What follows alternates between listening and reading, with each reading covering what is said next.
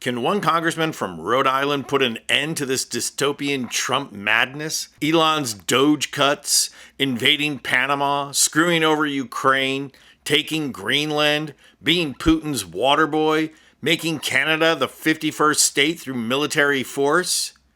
Well, yes. Yes, he can. But the real question is, why are Democratic leaders like Hakeem Jeffries and Chuck Schumer not following his lead? Well, we know the answer was Schumer. He thinks just following the 2017 playbook is enough. Representative Seth Magaziner, Democrat of Rhode Island, though, is showing Democratic leadership how to fight back, even if you're the minority party. And no, he's not holding town halls. And no, he's not making the rounds on the talk shows. He's introducing legislation. While Hakeem Jeffries whines about being in the minority and Chuck Schumer throws away the minority power he has in the Senate, Magaziner is demonstrating that you can still fight back by legislating. Like you and me, he's seen the rage that Republicans are facing at town halls. When you talk about tyranny, when you talk about presidential power, I remember having the same discussion with Republicans when Biden was elected.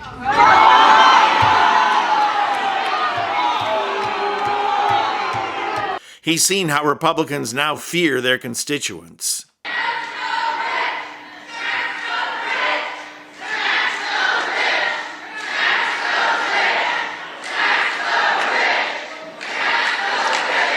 He's seen how they can't control their constituents.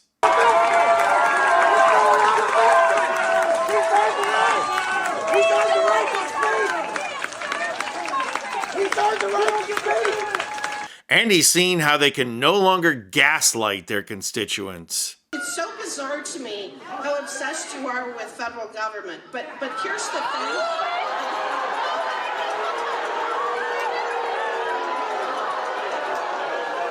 What Magaziner understands is that Republicans are losing their grip, and they are already fearing campaigning for re-election. They need things to hold on to that are safe, prove they can stand up against Trump, and won't cost them politically. And the way you do that is with legislation. So Magaziner started with the easy stuff, something ridiculous that nobody but Trump and his lackeys support. So I think Canada is going to be a very serious contender to be our 51st state. And we look forward to the United States beating our soon-to-be 51st state, Canada. 52. You make Western Canada, that'll be Republican. Eastern Canada, that'll be Democrat, so you keep the electoral balance there. So many reasons to make this a state. I think it has the third largest oil reserves in the world. Oh, a lot. So that makes us an energy behemoth. It's the most well-educated country in the world. So yep, you guessed it. Magaziner introduced H.R. 1936, a bill to prohibit funds for the armed forces to engage in operations to invade or seize territory from Canada, the Republic of Panama, or the self-governing territory of Greenland. Now that takes Trump out right at the knees, and sure, while Mike Johnson will try and block it, there will be enough Republican representatives who want to hold on to their seats to override and get it to the floor. After introducing the bill, Magaziner posted this to social media. Under the Constitution, it is Congress, not the President, who has the authority to declare war. My bill sends a message to President Trump. Don't engage in military conquests without our consent. Needless to say, the posting was met with a lot of Canadian enthusiasm. Thank you for this. It is insane that it has come to this. Thank you for being a voice of reason and standing up for the United States' former allies. Canadians appreciate an end to this nonsense, although trust is broken. Including Mexico is important too, as Trump thinks that he is entitled to go there to get rid of drug cartels. Everything is there for Magaziner's gambit to put a huge chink in Trump's armor.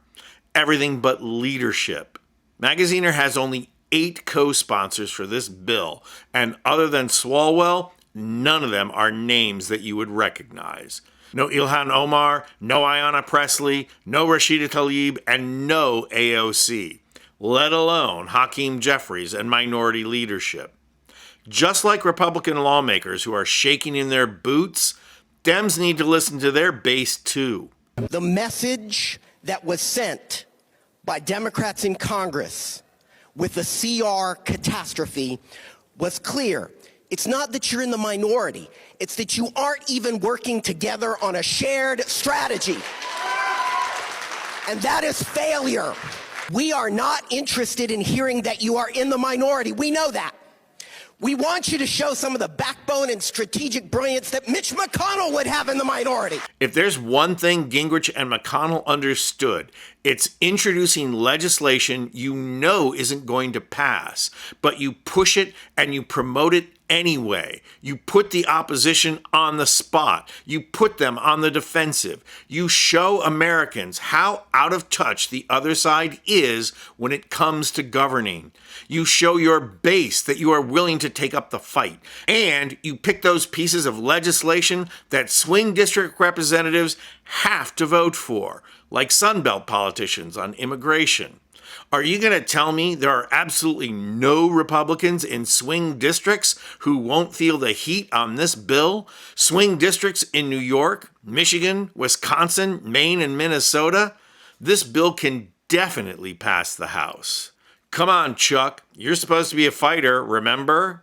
And Bernie and AOC, you're supposed to be our heavyweights. Put your weight behind this. I'm Anthony Vincent Gallo for Occupy Democrats.